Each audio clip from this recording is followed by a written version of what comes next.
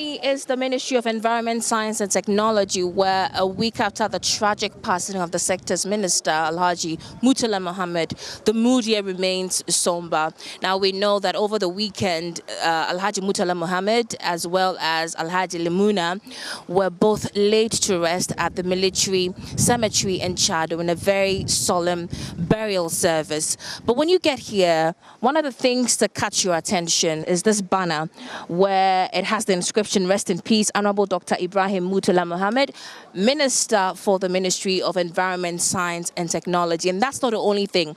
Also, the red and black cloths that are draped along with some wreaths hanging at the entrance of the ministry is one of the things that would significantly let you know about the demise of the minister. Although the receptionist won't speak to me, I had a conversation with her earlier, and she tells me it's been difficult, especially because on a Monday morning like this, the minister was likely to be seen exactly at 6 a.m. The minister would smile and greet her, the receptionist, along with her colleague, and then he would make it straight to his office. Other work colleagues that I spoke to who declined to speak on camera also described the late Murtala Mohammed as a hands-on leader and very approachable, very pleasant. And of course, here at the ministry, a book of condolences has been opened in honor of the late minister-designate. Earlier, we heard from the head of public relations at the ministry, Gloria Homegraves, who had a few words to share. Honorable Murtala brought us a lot of hope. He was very energetic.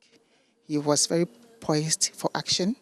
He was well composed, very disciplined, and he was very warm as well. It is with heavy hearts that we have to do this.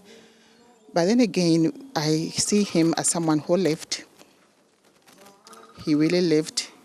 He really did what he needed to do. And so we will have to continue in his spirit. We ask for more grace, more strength, more resilience to be able to move on as a ministry and as a country. Honorable Adongo Jacobs is the Deputy CEO of the National Youth Authority, and I spoke to him earlier, and he is asking or encouraging government to explore all options and go to any length with investigations to uncover the incidences that led to the tragic passing of these 8 gallant men. We, expect that the public should remain calm whilst investigations are concluded. The speculations should stall. We should allow the professionals to investigate so that we can, for once, ensure that this doesn't occur. I cannot even wrap my fingers around to understand how that plane came down, because the information I have is that that plane is not very old. It's a new plane, aircraft that was brought into the system. And so for it to have crash landed in the manner that it did certainly would require a lot of investigation. And for now, nothing should be ruled out. Nothing should be ruled out. In my own estimation, I will not say that it is not an accident. I will not also say that it's an accident. I think that every effort must be made to unravel how that plane could go down under the circumstances that it has gone down. John Wumboti is the Acting Commissioner of the Aircraft Accident and Incident Investigations and Prevention Bureau, and he has been sharing a few words. You can see from my face that everybody in Ghana and beyond is devastated. And Murtala was a brother. There are laws guiding everything, and we have laws that spell out who should do what. This particular accident falls under the military, and the military high command, the Ghana Air Force, are taking charge of it. So that is what I can say.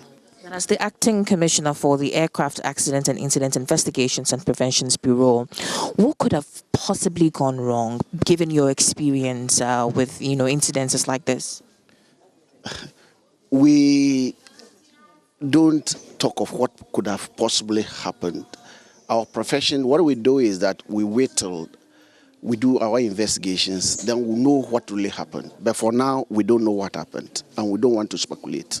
Honorable Yusuf Isaka Jaja is the Deputy Tourism, Culture and Arts Minister, and his office actually shares a wall with the Ministry of Environment, and he's been sharing fond memories of Murtala Mohammed along with some of the individuals who lost their lives to the tragic crash. Don't intend sharing to our viewers what I'm going through and what I went through since this incident happened. Honorable Omane Buama, last Sunday we spoke on phone for about 5 to 10 minutes, and that very Tuesday he did a presentation to us, and after that we continued the discussions we had on phone, and that was all. Honorable Alhaji Muniru Lemuna, on that particular Tuesday where an orientation was organized for ministers and deputies, we spoke, and he even whispered something into my ears in front of the Honorable Deputy Minister for Lands and Honorable Yusuf MP for Bole. That was the day I traveled, only for me to be away and hear this calamity. For us as Muslims, when it happens like this, we say in Islam, Inna lillahi wa inna ilayhi raji'un. To it, we all came from God, and to Him we shall all return. From my conversations here at the Ministry of Environment, Science and Technology, a lot of individuals who work here at the ministry have described the late Murtala Mohammed